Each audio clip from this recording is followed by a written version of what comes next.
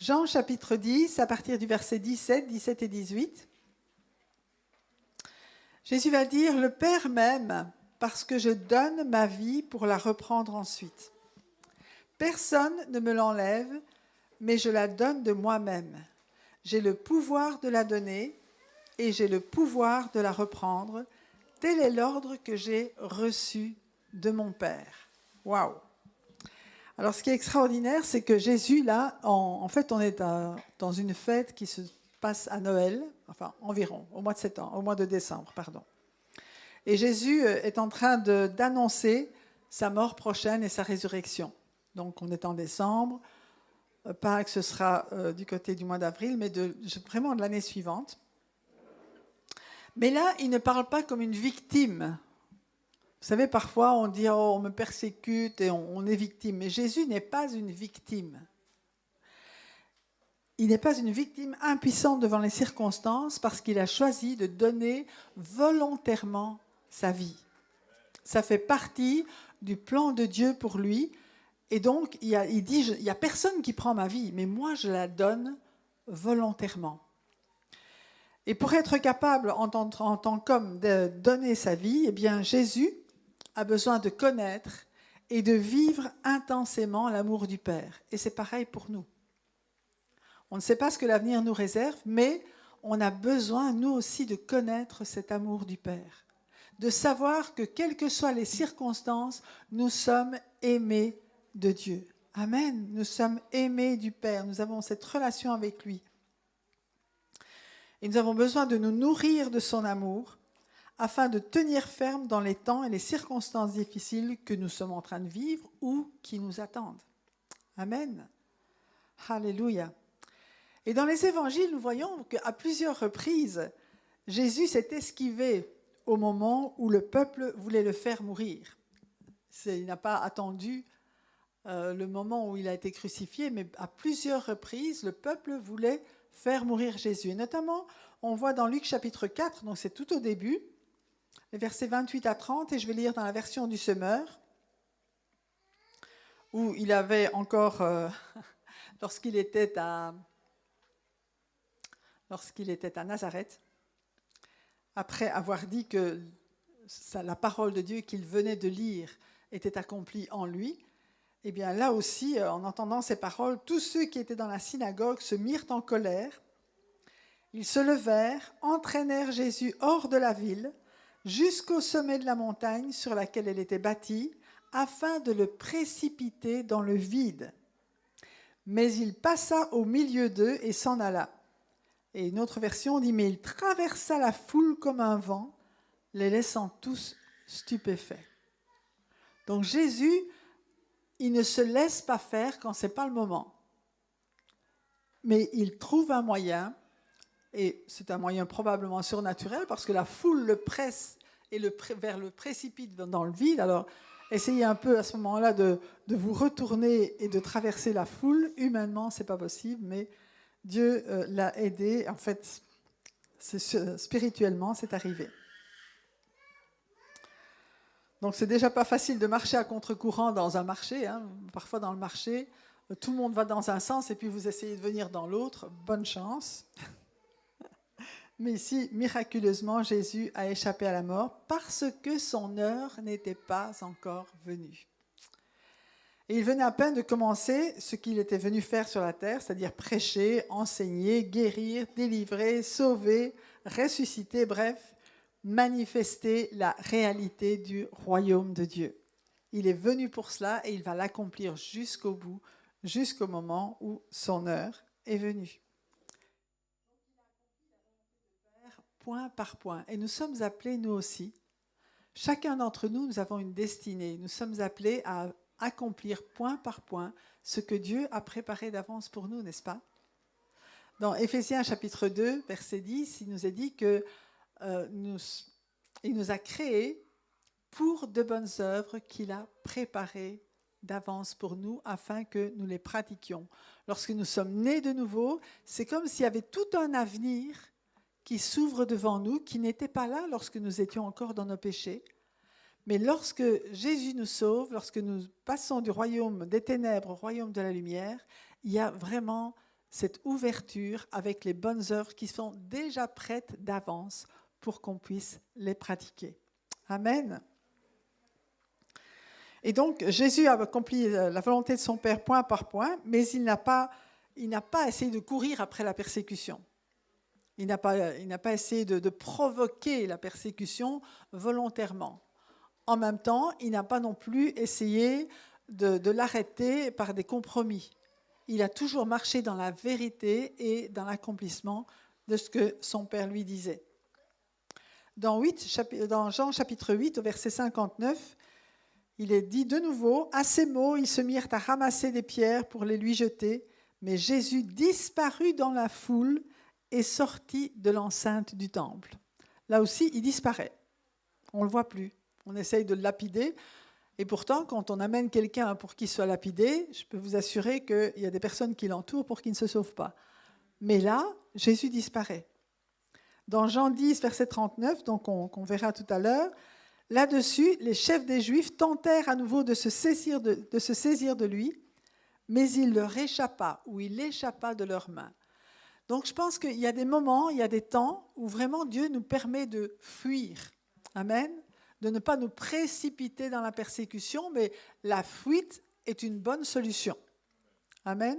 Ce n'est pas la peine de rester là où on sait que on va être attaqué. Et ça me rappelle un peu du temps des maquisards, où les bébés au berceau prophétisaient en disant « Voilà, l'ennemi vient de là ». Et ils le disaient justement pour qu'ils puissent se sauver et échapper à la persécution. Donc c'est le plan de Dieu que nous échappions, tant que c'est possible, à la persécution. Mais quand son heure est venue, selon la volonté de son Père, c'est Jésus lui-même qui s'est laissé prendre comme un agneau qu'on mène à l'abattoir. C'est ce qu'on voit déjà dans Ésaïe 53, 7. Dans Jean chapitre 18, les versets 4 à 9, et ici dans la version Louis II, Jésus, sachant tout ce qui devait lui arriver, s'avança et leur dit « Qui cherchez-vous » Ils lui répondirent « Jésus de Nazareth ». Jésus leur dit « C'est moi ». Et Judas qui le livrait était avec eux. Lorsque Jésus leur eut dit « C'est moi », ils reculèrent et tombèrent par terre. Amen. C'était une bonne occasion pour Jésus de s'enfuir. Ils étaient tous par terre. Mais là, il ne l'a pas fait, parce que son heure était venue. Il leur demanda de nouveau « Qui cherchez-vous » et ils dirent « Jésus de Nazareth ». Jésus répondit « Je vous ai dit que c'est moi. Si donc c'est moi que vous cherchez, laissez aller ceux-ci. » Et il dit cela afin que s'accomplît la parole qu'il avait dite « Je n'ai perdu au sein aucun de ceux que tu m'as donnés. » Et c'est là qu'on voit que vraiment Jésus lui-même s'est livré. Il s'est donné. Et c'est important pour nous de ne pas se laisser prendre, mais de se donner. Amen. C'est la mission qu'il avait reçue de son Père. Il savait que l'heure était devenue pour lui de donner sa vie. Et on a vu la fois passée, c'était le 24 août, si vous voulez réécouter le message, que cette mission, ça fait déjà toute une éternité qu'il l'avait reçue de la part de son Père. Mais plus encore, Jésus va annoncer qu'il a l'autorité, qu'il a le pouvoir non seulement de donner sa vie, mais de la reprendre. Alors là, ça veut dire qu'il va ressusciter, qu'il va revenir à la vie après qu'il soit mort. Mais sa résurrection fait aussi partie de sa mission. Pour lui, ce n'est pas seulement « je donne ma vie », mais je la reprends. C'est l'ordre que j'ai reçu de mon Père de donner ma vie et puis de la reprendre. Alléluia, parce qu'il va réapparaître vivant. Et Jésus avait déjà annoncé cette résurrection plus tôt, sous forme de métaphore, dans Jean chapitre 2, donc là aussi c'était pas mal de temps avant. Dans la version Semeur, on lit à partir du verset 19. « Démolissez ce temple, leur répondit Jésus, et en 3 jours je le relèverai. » Comment, répondirent-ils ? Il a fallu 46 ans pour reconstruire le temple, et ici tu serais capable de le relever en 3 jours ? Mais en parlant du temple, Jésus faisait allusion à son propre corps. Et plus tard, lorsque Jésus fut ressuscité, ses disciples se souvinrent qu'il avait dit cela et ils crurent à l'Écriture et à la parole que Jésus avait dite. Amen.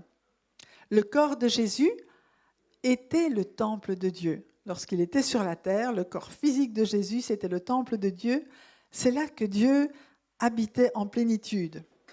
Mais de la même manière, écoutez bien parce que ça c'est important, de la même manière, notre corps aujourd'hui est le temple du Saint-Esprit. C'est nous qui sommes la demeure de Dieu. Et on lit cela dans 1 Corinthiens chapitre 6, versets 19 et 20, dans la version Louis II. Ne savez-vous pas que votre corps est le temple du Saint-Esprit qui est en vous? Le Saint-Esprit est en vous. Amen. Que vous avez reçu de Dieu et que vous ne vous appartenez point à vous-même. Ça aussi, c'est important. On entend souvent dire « Ah, mais ça, c'est mon corps, je fais ce que je veux avec. » Bien, si tu as donné ta vie à Jésus, c'est plus ton corps. C'est le corps de Jésus. Amen. C'est le temple du Saint-Esprit. Car vous avez été rachetés à un grand prix. Glorifiez donc Dieu dans votre corps et dans votre esprit qui appartiennent à Dieu. Et peut-être pour s'en souvenir, ce serait un bon exercice de chaque matin de nous rappeler et puis de dire à Dieu, Seigneur, je t'offre mon corps, il t'appartient, c'est ton corps. Amen. Et que tu puisses me conduire et vraiment me remplir pour que j'accomplisse les bonnes œuvres que tu as préparées d'avance pour moi aujourd'hui, avec ce corps. En même temps, c'est le corps du Saint-Esprit, donc, entre guillemets, il a intérêt à le garder en bonne santé. Amen. Donc là aussi, quand on prie pour la guérison, je crois que c'est important de dire, mais Seigneur, avec ce corps, je veux te servir et je te remercie de ce que tu gardes mon corps, de ce que tu me guéris. Il est toujours l'Éternel qui nous guérit, parce que tu veux que j'accomplisse ces bonnes œuvres que tu as préparées d'avance pour nous. Amen. Si on voit le nombre d'ouvriers qui agissaient dans le temple de Dieu, le nombre de Lévites qui le tenaient en ordre, qui le nettoyaient, etc., qui l'entretenaient, Dieu veut que son corps soit entretenu. Alors, nous avons notre responsabilité aussi par rapport à notre corps, mais Dieu aussi nous aide à maintenir ce corps en bonne santé et à nous guérir lorsque c'est nécessaire. Donc, c'est en nous que le Saint-Esprit demeure. C'est au milieu de nous que Dieu se manifeste, quel que soit l'endroit. Que ce soit dans une forêt, comme c'est le cas dans les pays où les chrétiens sont persécutés, dans une cave, dans un jardin, dans un salon ou dans un bâtiment plus grand, peu importe, là où 2 ou 3 sont assemblés au nom de Jésus, il est au milieu d'eux. Alors Jésus est là, présent par son esprit, au milieu de nous aujourd'hui. Là, je crois qu'on est bien conscient quand on voit comment Dieu agit au milieu de nous. Ce n'est pas une idée qu'on émet, mais c'est vraiment une réalité que nous avons cette occasion et ce privilège de vivre pleinement. Il était présent au milieu de nous dans les rues de Mons hier, n'est-ce pas, et sur la place du parc. Au milieu de nous, devant, derrière, sur les côtés, il y avait la présence de Dieu qui est là. Partout où son corps est, Jésus est. Amen. La résurrection de Jésus fait partie aussi, là je continue, du plan de salut qui est prévu de toute éternité et qui est prophétisé dans l'Ancien Testament. Vous savez que dans le prophète Ésaïe, Ésaïe chapitre 53, généralement on lit les premiers versets, on connaît Ésaïe 53, versets 4, 5, 6, mais là, à la fin du chapitre, Ésaïe parle de la résurrection de Jésus. Et il nous dit dans la version Semeur, au verset 10, « Mais il a plu à Dieu de le briser par la souffrance. Bien que toi, Dieu, tu aies livré sa vie en sacrifice de réparation, il verra une descendance, il vivra de longs jours et il accomplira avec succès ce que désire l'Éternel. Car après avoir tant souffert, il verra la lumière et il sera comblé. Et parce que beaucoup de gens le connaîtront, mon serviteur le juste les déclarera justes et se chargera de leurs fautes. Voilà pourquoi je lui donnerai une part avec ces gens nombreux. Il partagera le butin avec la multitude, car il s'est dépouillé lui-même jusqu'à la mort et s'est laissé compter parmi les malfaiteurs, car il a pris sur lui les fautes d'un grand nombre, il est intervenu en faveur des coupables. Waouh! Il a une part avec les gens nombreux, ça veut dire nous avons une part avec lui. Nous faisons partie de son corps. Alléluia! J'aime bien cette version-ci, hein. C'est vraiment très clair. Et merci Seigneur pour cela. Nous voyons réellement le bénéfice aussi de la résurrection de Jésus-Christ. Il intercède pour nous. Il a pris sur lui nos péchés. Il s'est chargé de nos fautes pour que nous soyons libres de marcher avec lui. Il nous a rachetés. Alléluia. Dans Luc chapitre 23, verset 46, il a aussi dit « Père, je remets mon esprit entre tes mains ». Et là, on voit que Jésus, il a livré son corps pour expier nos péchés, lui qui n'avait jamais commis de péché. Dans son corps, il a été fait péché pour nous. Il a endossé tous nos péchés, toutes nos fautes, et il a donné sa vie, il a donné son corps en sacrifice pour nos péchés, pour les péchés de l'humanité tout entière. Alors nous avons reçu, nous avons cru, et nous bénéficions de cela, mais le sacrifice de Jésus est suffisant pour laver les péchés de toute l'humanité. Donc, à nous d'annoncer, de continuer à annoncer cette bonne nouvelle pour que d'autres puissent être au bénéfice de cette grâce extraordinaire. Afin que quiconque croit en lui ne périsse pas, qu'il n'aille pas en enfer, mais qu'il ait la vie éternelle. Ça, c'est le plan de Dieu, c'est le cœur de Dieu, que tous connaissent la vérité et qu'ils reçoivent cette vie éternelle. Le prix que Jésus a payé, c'est ça, c'est pour toute l'humanité. Il a payé le prix fort pour toute l'humanité. Tant qu'il n'y a qu'une partie de l'humanité, c'est comme si on le volait. Hein, il a payé pour tout et il n'a qu'une partie. Hein, on dirait ça si on va au magasin, hein, mais il y en a encore beaucoup qui doivent rentrer à la maison. Par contre, son esprit n'est pas mort. Son corps est mort, mais son esprit n'est jamais mort. Et notre esprit ne meurt jamais. Vous savez ça? Son âme n'est pas morte. Il a remis son esprit entre les mains de son Père. Dès le moment où son corps est mort, son esprit est parti dans la présence de son Père.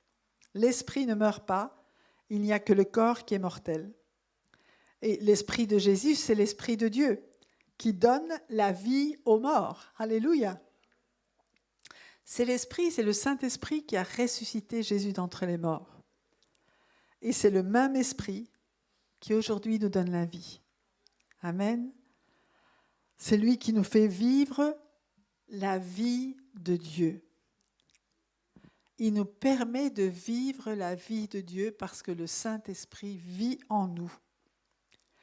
Et c'est lui qui donne aussi à nos membres l'énergie dont ils ont besoin. Et on a eu ce témoignage de Serge et Pam tout à l'heure, qui disaient mais on n'en pouvait plus. Mais Dieu lui a donné les forces nécessaires pour vivre la journée d'hier. Et je dois vous dire que quand je me suis réveillée hier matin, je me suis dit waouh, il y a tout qui tournait. Alors toi c'était une hausse de tension, moi c'était une baisse. Mais j'ai dit Seigneur, c'est toi qui me donnes la force. Amen. Et il le fait. Là, c'est notre foi qui doit agir. Je veux dire, on ne regarde pas, on sait qu'il y a un plan pour nous. Notre corps dit non, mais Dieu dit oui, et c'est là qu'il faut faire le pas, et Dieu nous donne les forces surnaturelles à ce moment-là. Amen. Je suis sûre qu'il y en a beaucoup qui ont déjà vécu ça. Levez la main. Amen. Dieu est fidèle pour accomplir sa parole. Alléluia. Et il nous dit que c'est le même esprit aussi qui nous redonnera la vie au jour de la résurrection. On lit ça dans Romains chapitre 8, à partir du verset 11. « Et si Christ est en vous, le corps, il est vrai, est mort à cause du péché, mais l'esprit est vie à cause de la justice. Et si l'esprit de celui qui a ressuscité Jésus d'entre les morts habite en vous, celui qui a ressuscité Christ d'entre les morts rendra aussi la vie à vos corps mortels par son esprit qui habite en vous. Ainsi donc, frères, nous ne sommes point redevables à la chair pour vivre selon la chair. si vous vivez selon la chair, c'est-à-dire selon vos désirs, selon vos envies, selon ce que même votre corps peut réclamer, vous mourrez. Mais si par l'esprit vous faites mourir les actions du corps, vous vivrez, car tous ceux qui sont conduits par l'Esprit de Dieu sont fils de Dieu. Amen. Alléluia. Fils et fille de Dieu. Mais la qualité de fils, ça veut dire qu'une fille peut être fils. Enfin, c'est un petit peu compliqué, mais une fille a les mêmes privilèges qu'un fils de Dieu. Amen. On continue ? Jean chapitre 10, les versets 19 à 21, dans la seconde 21. Alors, de nouveau, ces paroles provoquèrent de nouveau une division parmi les Juifs. Beaucoup d'entre eux disaient « Il a un démon, il est fou, pourquoi l'écoutez-vous » D'autres disaient « Ce ne sont pas les paroles d'un démoniaque. Un démon peut-il ouvrir les yeux des aveugles ?» Et là, je me pose la question, comment aurions-nous réagi à cette époque-là devant ces paroles de Jésus? Alors maintenant, on sait tout ce qui s'est passé, on sait qu'il est mort, qu'il est ressuscité, on n'a même plus besoin de foi pour croire parce qu'on sait que ça s'est passé. Mais à cette époque-là, c'était un peu plus compliqué. Donc avant que tout cela n'arrive, le discours de Jésus était bien difficile à comprendre. Une chose pourtant démontrait qu'il n'était pas fou, c'était les miracles qu'il faisait, et notamment cet aveugle à qui il avait rendu la vue en créant des yeux avec de la boue et sa propre salive. En fait, tout le passage biblique commence avec cet épisode.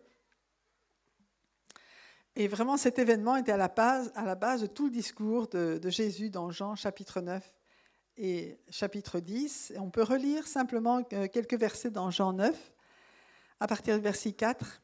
Il disait « Il faut que je fasse, tant qu'il fait jour, les œuvres de celui qui m'a envoyé. La nuit vient où personne ne peut travailler. Pendant que je suis dans le monde, je suis la lumière du monde. » Après avoir dit cela, il cracha par terre, fit de la boue avec sa salive, puis il appliqua cette boue sur les yeux de l'aveugle, et il dit « Va te laver au bassin de Siloé », son nom qui signifie « envoyé », et il y alla donc, se lava et revint voyant clair. Donc Jésus ne faisait pas que parler du Père, ni de sa relation avec le Père, mais il démontrait les œuvres du Père en accomplissant sous leurs yeux les miracles de création, de guérison, de délivrance que seul Dieu peut accomplir. Et dans ce cas, c'était vraiment un miracle de création où il lui a créé de nouveaux yeux avec de la boue, avec de l'argile. Vous savez que Dieu nous a créés, a formé Adam avec de l'argile. Amen. Et cette démonstration qui accompagnait l'enseignement de Jésus va pourtant provoquer une séparation entre ses brebis et celles qui ne le sont pas, selon la parole de Jésus. Donc il est en train de dire, ou bien vous êtes mes brebis, ou bien vous ne l'êtes pas. Et c'est encore vrai de nos jours. Nous, on voudrait, quand on annonce l'Évangile, qui est un message extraordinaire, un message merveilleux de salut, de guérison, on voudrait que tout le monde dise « Waouh, c'est merveilleux, on vient ». Et puis, ce n'est pas vraiment l'accueil qu'on reçoit. Vous êtes d'accord ? Pour certains, oui, mais pour d'autres, non. Mais c'était déjà le cas du temps de Jésus. Donc, on ne doit pas s'étonner s'il y en a qui n'acceptent pas notre message, si tout le monde ne se réjouit pas d'une guérison. Waouh! C'est terrible, parce que quand quelqu'un guérit, tout le monde devrait être content. Mais non, il y en a qui disent non, oh, c'est pas bien, c'est pas juste. Il y en a même qui disent que c'est le diable qui guérit. Et là, je crois qu'il faut vraiment rester sur nos gardes, parce que c'est l'Éternel qui guérit. Amen. Si tout le monde ne se réjouit pas d'une guérison, d'un bienfait accordé à une personne qui souffre, mais nous-mêmes continuons à annoncer la bonne nouvelle tant qu'il fait jour et que nous en avons la possibilité. Amen. Et on remercie le Seigneur pour les occasions qu'il nous donne encore aujourd'hui d'annoncer librement l'Évangile dans notre pays. Amen. Surtout, ne changeons pas le message pour plaire aux gens. Ça aussi, c'est très important. On voudrait dire, une fois on a fait une conférence de guérison et puis on est venu nous dire, écoutez, faites attention à ce que vous dites parce que vous êtes surveillés. C'était qui encore? La BSR? Voilà, les services secrets qui sont là, qui vont épier tout ce que vous dites. On n'a rien dit à personne. On a fait la réunion normalement. Ils sont venus et puis voilà, c'est tout. Mais on n'a pas changé un gramme ni une seule parole du message parce qu'ils étaient là. Amen. Et Dieu nous a gardés. Donc c'est important aussi de ne rien changer parce que c'est la vérité qui libère et ce n'est pas une vérité diminuée ou frelatée. Ce n'est pas une vérité de complaisance. Pour faire plaisir aux gens, on va pas parler de ça parce que ça dérange certaines personnes. Non, parlons de la vérité de la parole de Dieu. C'est toute la parole de Dieu qui est la vérité. Amen. On ne va pas mettre de côté ce qui dérange. Au contraire, nous allons nous-mêmes nous laisser déranger par la parole de Dieu. Amen. S'il y a des choses qu'on lit et qui viennent déranger notre façon de faire ou notre façon de penser, eh bien, on va se laisser reprendre n'est-ce pas, et corriger par la parole de Dieu. Mais c'est pareil pour ceux qui nous entourent. Ils ont besoin d'entendre la parole de Dieu aussi pour qu'ils soient corrigés et que notre pensée s'aligne de plus en plus avec la pensée de Dieu. Amen. Tout ce qui s'éloigne de la pensée de Dieu, à un certain moment, c'est un petit peu, et puis on part dans une autre direction, et là, on dévie complètement. Donc, laissons-nous reprendre par la parole de Dieu. On n'est pas meilleur que les autres, on n'a pas toute la vérité, mais la parole de Dieu, oui. Donc, si je pense quelque chose que la parole de Dieu me dit autre chose, je vais m'aligner avec ce que la parole de Dieu dit. Amen. Et je vais changer mes pensées. C'est vrai pour chacun d'entre nous parce qu'on est en marche, on est en route. Allez, amen, pour connaître de plus en plus la pensée de Dieu. Donc, elle nous est révélée, cette parole de Dieu, par son véritable auteur. Vous savez que la Bible a été écrite par 40 auteurs différents sur une période de 1500 ans, je crois. 16 siècles, voilà, à peu près ça. Mais que l'auteur réel derrière ces hommes, c'est le Saint-Esprit. Amen. Et le Saint-Esprit est vivant aujourd'hui. Et quand vous lui demandez une explication, je peux vous dire qu'il vous répond. Amen. Mais il a aussi donné des apôtres, des prophètes, des enseignants pour vous aider aussi à comprendre. Amen. 1 Thessaloniciens, chapitre 2, verset 13, dans la seconde 21, nous dit « C'est pourquoi nous disons sans cesse à Dieu toute notre reconnaissance de ce que, en recevant la parole de Dieu que nous vous avons fait entendre, vous l'avez accueillie non comme la parole des hommes, mais comme ce qu'elle est vraiment, la parole de Dieu, agissant en vous qui croyez. » Ce n'est pas une parole qui s'arrête à la tête, c'est une parole qui agit dans tout notre être. Amen. Et qui vient nous renouveler complètement. Et cette parole agit. Personne ne connaît Dieu si ce n'est l'Esprit de Dieu. Mais la bonne nouvelle, c'est que l'Esprit de Dieu, il habite où? En nous. Amen. 1 Corinthiens chapitre 2, versets 11 à 12 nous dit « Lequel des hommes, en effet, connaît les choses de l'homme, si ce n'est l'esprit de l'homme qui est en lui? De même, personne ne connaît les choses de Dieu, si ce n'est l'esprit de Dieu. Or, nous n'avons pas reçu l'esprit du monde, mais l'esprit qui vient de Dieu, afin que nous connaissions les choses que Dieu nous a données par sa grâce. » Et là, je vais vous dire, ça prend toute une vie pour découvrir toutes les choses que Dieu nous a données par sa grâce. Il y a tellement de choses que nous avons et nous ne savons même pas que nous les avons. C'est vrai? Et du coup, si je ne sais pas que je l'ai, si c'est dans un tiroir, que voilà, j'ai hérité d'une maison et tous les meubles sont là, les tiroirs sont pleins, mais avant que je découvre tout ce qu'il y a dans les tiroirs, ça prend un certain temps.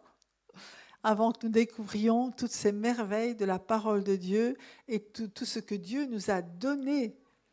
Ça prend aussi du temps et ça prend de la recherche. Ça prend une volonté de savoir et de connaître ce qu'est l'héritage que Dieu nous a laissé. Amen. Alors, on continue dans Jean chapitre 10, les versets 22 à 30.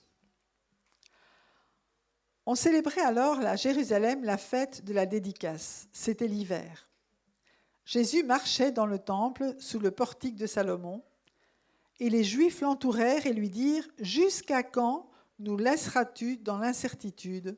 Si tu es le Messie, dis-le-nous franchement. » Alors avant de continuer, je vais vous dire la fête de la dédicace, c'est aussi appelée la fête des Maccabées ou Hanouka. On connaît mieux aussi peut-être la fête Hanouka qui signifie dévouement, ou encore la fête des Lumières. Et pour la petite histoire, en fait, les Juifs la célèbrent pendant 8 jours au mois de décembre. Elle commémore le miracle de la lumière survenu lorsque Judas Maccabée purifia et reconsacra de nouveau le temple à la suite des profanations par Antiochus Épiphane. Et je continue, comme ça vous saurez un petit peu ce que c'est la fête des Lumières. Ça s'est passé à 160 ans avant Jésus-Christ. Et d'après le Talmud, donc un des textes sacrés du judaïsme, les Séleucides n'avaient laissé intacte qu'une seule fiole d'huile, une quantité suffisante pour allumer le chandelier du temple le temps d'une journée. Mais ce dernier brûla pendant 8 jours, ce qui laissa suffisamment de temps aux Judéens victorieux pour se procurer de l'huile. Et ce miracle est devenu le fondement d'une fête créée pour remercier Dieu et célébrer la victoire de la lumière sur les ténèbres. Et en fait, ce chandelier à 7 branches symbolise la lumière divine et la présence de Dieu. Mais pour nous, la lumière, c'est Jésus. Jésus est la lumière du monde. Amen. Et Jésus a rendu la vue à l'aveugle-né dans le physique, mais Jésus nous rend la vue spirituelle aussi lorsque nous venons à lui. Il est notre lumière qui brûle éternellement. Amen. Qui nous éclaire pour l'éternité. Et tous ceux qui le suivent ne marcheront pas dans les ténèbres, mais ils auront la lumière de la vie. C'est la victoire éternelle de la lumière sur les ténèbres. Donc ne craignons pas les ténèbres. La lumière est victorieuse. Amen. Et nous marchons, nous sommes des enfants de lumière. Amen. Alléluia. On continue. Donc pendant cette fête, les Juifs, Jésus était là, il était dans le temple, lui, la lumière du monde, il portait en lui la présence de Dieu, mais malgré cela, une partie des Juifs reste dans l'incrédulité. Ils entourent Jésus et ils simulent un intérêt. Entre nous, Jésus leur a déjà dit plein de fois qui il était. Mais il dit, mais jusqu'à quand nous laisseras-tu dans l'incertitude? Si tu es le Messie, dis-le-nous franchement. Il l'a déjà dit. Il l'a déjà dit, mais ils n'ont pas cru. S'ils avaient eu le cœur ouvert, cela fait longtemps qu'ils auraient reconnu en Jésus le Messie, comme l'ont fait beaucoup d'autres. Ce n'est pas tous les Juifs qui n'ont pas cru. Vous savez que tous les premiers chrétiens, tous les premiers qui ont cru en Jésus, les milliers qui ont cru en Jésus au début, c'était tous des Juifs. D'accord ? Donc on ne va pas mettre tous les Juifs dans le même sac. C'est comme ici, on ne met pas tous les Belges dans le même sac. Il y en a qui croient, il y en a qui ne croient pas. On ne met pas tous les gens du monde dans le même sac. Il y en a qui croient, il y en a qui ne croient pas. Amen. Mais ceux qui s'approchèrent de Jésus, eux, ils ne croyaient pas. Ils veulent surtout trouver dans les paroles de Jésus de quoi l'accuser. Amen. Pour le mettre à mort, pour une raison qui serait acceptable pour tous. Et leur comportement ne fait que démontrer qu'ils ne sont pas des brebis du Seigneur. C'est ce que Jésus va leur dire à partir du verset 25. Jésus leur répondit, « Je vous l'ai dit et vous ne croyez pas. Les œuvres que je fais au nom de mon Père témoignent en ma faveur, mais vous ne croyez pas parce que vous ne faites pas partie de mes brebis, comme je vous l'ai dit. Mes brebis écoutent ma voix. Je les connais et elles me suivent. Je leur donne la vie éternelle. Elles ne périront jamais et personne ne pourra les arracher à ma main. Mon Père qui me les a donnés est plus grand que tous et personne ne peut les arracher à la main de mon Père. Le Père et moi, nous sommes un. » Waouh! Ça, voilà vraiment des paroles qui sont pour moi extraordinaires. Et il nous donne les caractéristiques d'une brebis. Est-ce que vous avez remarqué? les caractéristiques des brebis. Elles écoutent ma voix, je les connais et elles me suivent. Première caractéristique d'une brebis, elle écoute la voix du berger. C'est-à-dire, pour nous, écouter sa voix, c'est lire, méditer sa parole, c'est écouter le Saint-Esprit avec l'intention de lui obéir. Ce n'est pas de nouveau pour avoir juste une connaissance intellectuelle, mais c'est écouter sa voix pour pouvoir savoir dans quelle direction aller et que faire. Amen. Je les connais. Donc, une autre caractéristique d'une brebis, c'est qu'elle est connue de Jésus à travers l'Esprit de Dieu qui habite en nous. Et elle se laisse volontairement sonder par le Seigneur. Ça aussi, j'en avais parlé la fois passée, en nourrissant une véritable intimité avec lui. Amen. De nouveau, écoutez, c'est le message, je crois que c'est le message le plus important du Saint-Esprit à l'Église dans le monde entier aujourd'hui. C'est de nourrir cette intimité avec Jésus. On est proche du retour du Seigneur, mais on n'apprendra pas à le connaître quand il va arriver. On a besoin de le connaître maintenant et d'être connu de lui maintenant. Amen. Pour aller jusqu'au bout, jusqu'à son retour. Et aussi, suivre Jésus. Mais les brebis me suivent. Suivre Jésus, suivre ses traces, se laisser transformer à son image par le Saint-Esprit, observer tout ce qu'il nous a prescrit. Amen. Un disciple, c'est quelqu'un qui suit son maître. On le suit, ça veut dire qu'on marche dans ses pas. Amen. Et qu'on va accomplir les mêmes œuvres que lui.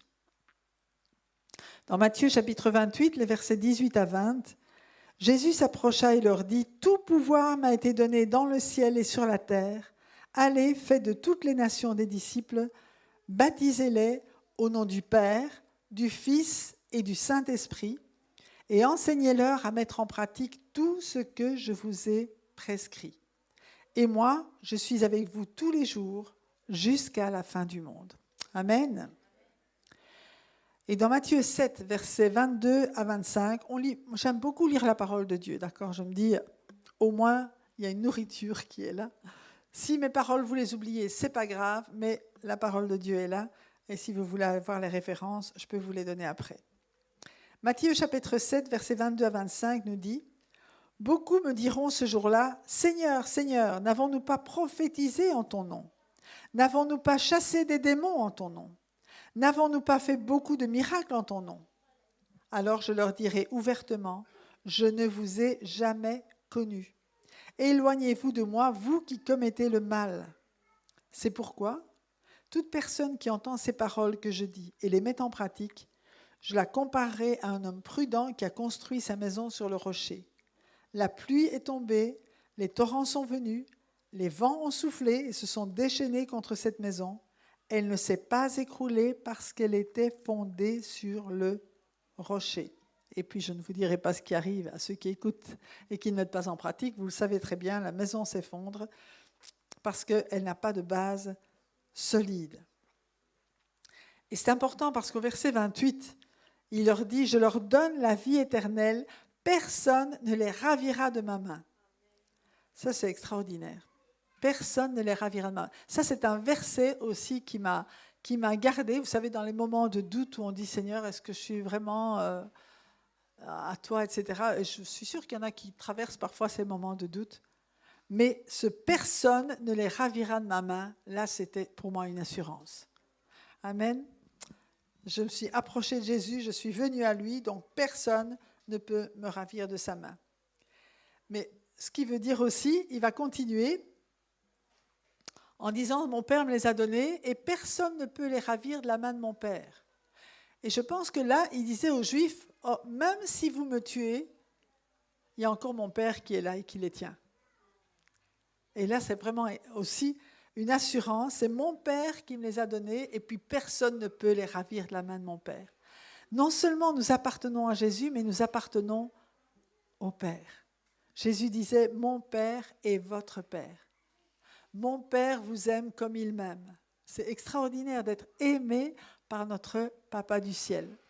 On dit Jésus, Jésus c'était un homme, on a un peu facile de s'approcher de lui, mais savoir que le Père qui est au ciel il nous aime.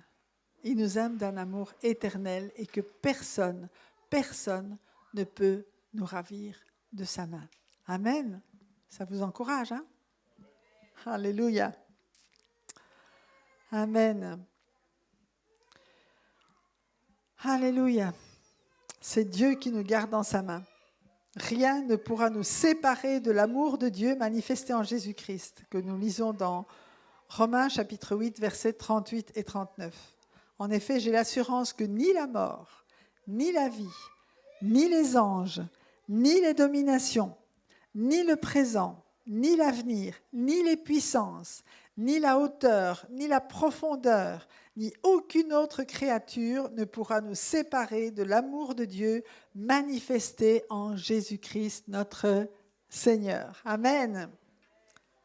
Et un autre verset qui a pour moi été un verset important dans Philippiens chapitre 1, verset 6, qui Paul dit « Je suis persuadé que celui qui a commencé en vous cette bonne œuvre la poursuivra jusqu'à son terme, jusqu'au jour de Jésus-Christ, ou la rendra parfaite pour le jour de Jésus-Christ », comme c'est écrit là, j'aime bien cette traduction. Il va la rendre parfaite. Ce que Dieu a commencé en chacun de nous, il ne va pas s'arrêter jusqu'au moment où c'est parfait. Amen. Au verset 29, Jésus va dire « Le Père et moi, nous sommes un ». Et ça, c'est quelque chose aussi de très important que j'aimerais quand même vous dire aujourd'hui, même s'il est déjà tard. Jésus réaffirme son unité avec le Père, avec Dieu le Père. Et là, les Juifs vont comprendre qu'il affirme sa divinité. Mais pour eux, ils croient que c'est de l'autoproclamation. Tu te fais Dieu, tu n'as pas le droit de faire ça.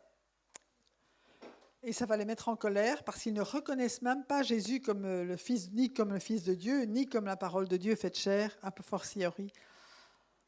Pour eux, Jésus est simplement un humain. Ils ne croient pas que Jésus a quitté son ciel de gloire pour venir sur la terre. C'est au-delà de leur compréhension.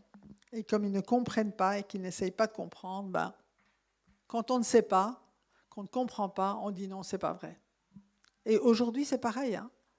Même parmi certains chrétiens qui ne sont pas, je vais dire, enseignés là-dessus, ce n'est pas qu'ils ne connaissent pas Jésus, ce n'est pas qu'ils ne sont pas sauvés, mais qu'ils ne sont pas enseignés, tout ce qui dépasse leur compréhension, ils disent « Ah ben non, ce n'est pas vrai.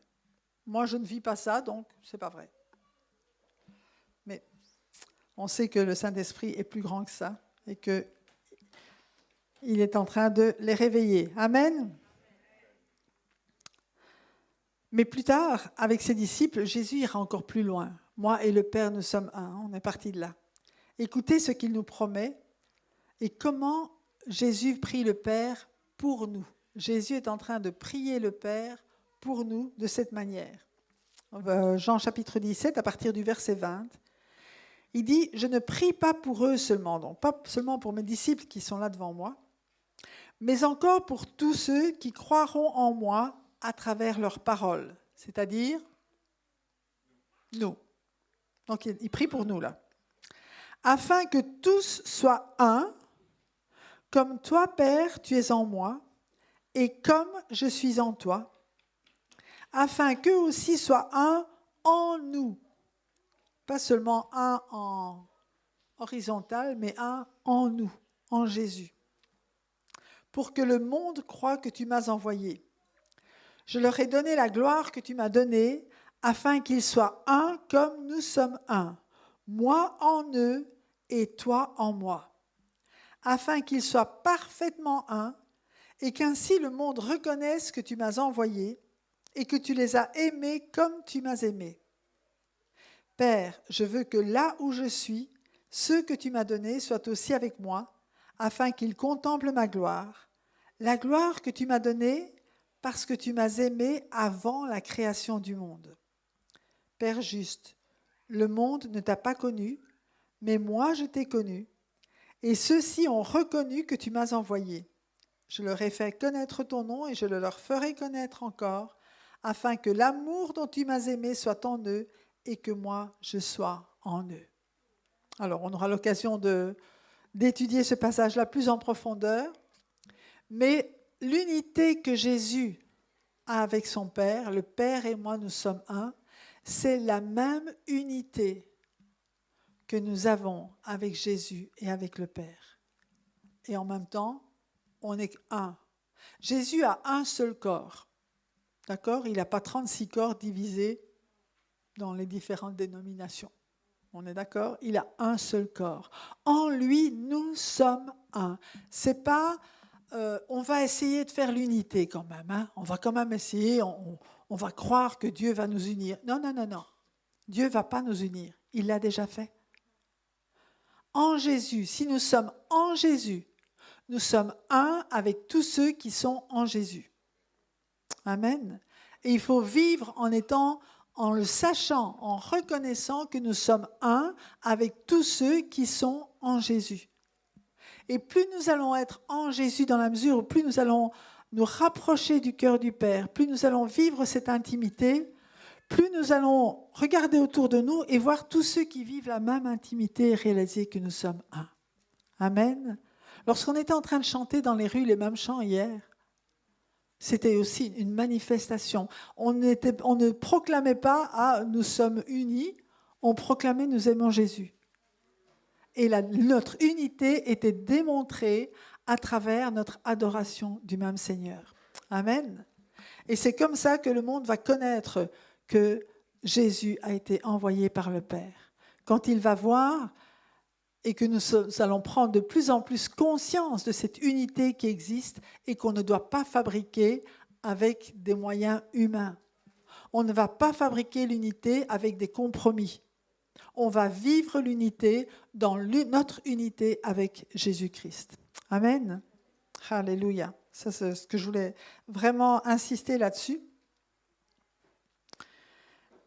C'est en Jésus que nous sommes un. Éphésiens chapitre 3, les versets 16 à 19.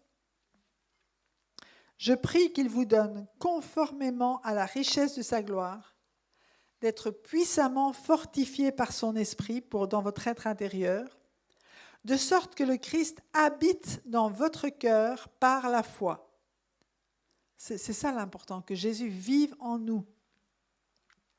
Et il le fait par la foi. « Je prie que vous soyez enracinés et fondés dans l'amour, pour être capable de comprendre avec tous les saints quelle est la largeur, la longueur, la profondeur et la hauteur de l'amour de Christ, et de connaître cet amour qui surpasse toute connaissance, afin que vous soyez remplis de toute la plénitude de Dieu. » Alors on a lu ce passage souvent, mais qu'est-ce que ça veut dire ?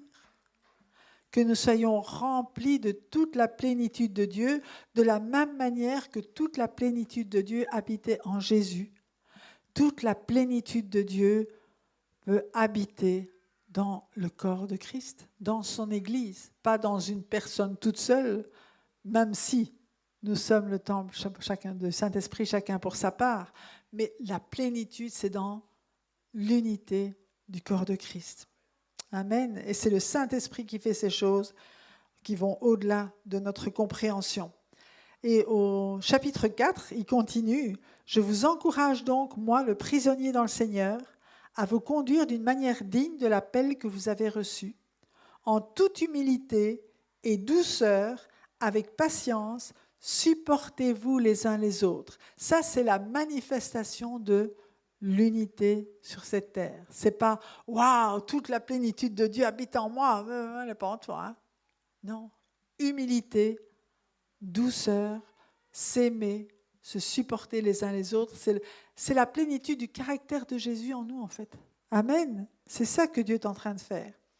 Efforcez-vous de conserver l'unité de l'esprit par le lien de la paix. L'unité de l'esprit, elle est là. Notre rôle, c'est juste de la conserver par le lien de la paix. Ne faisons rien qui va contre cette unité de l'esprit. De nouveau, ce n'est pas une unité de nos idées, c'est une unité de l'esprit qui habite en nous. Il y a un seul corps et un seul esprit, de même que vous avez été appelés à une seule espérance par votre vocation. Il y a un seul Seigneur, une seule foi, un seul baptême, un seul Dieu et Père de tous. il est au-dessus de tous, il agit à travers tous et il habite en nous tous. Amen. Et de même que toute la plénitude de la divinité habite en Jésus, nous avons tout pleinement en lui. Alors que Dieu vous bénisse et vivez cette unité d'abord avec Jésus pour pouvoir la vivre les uns avec les autres. Soyez bénis.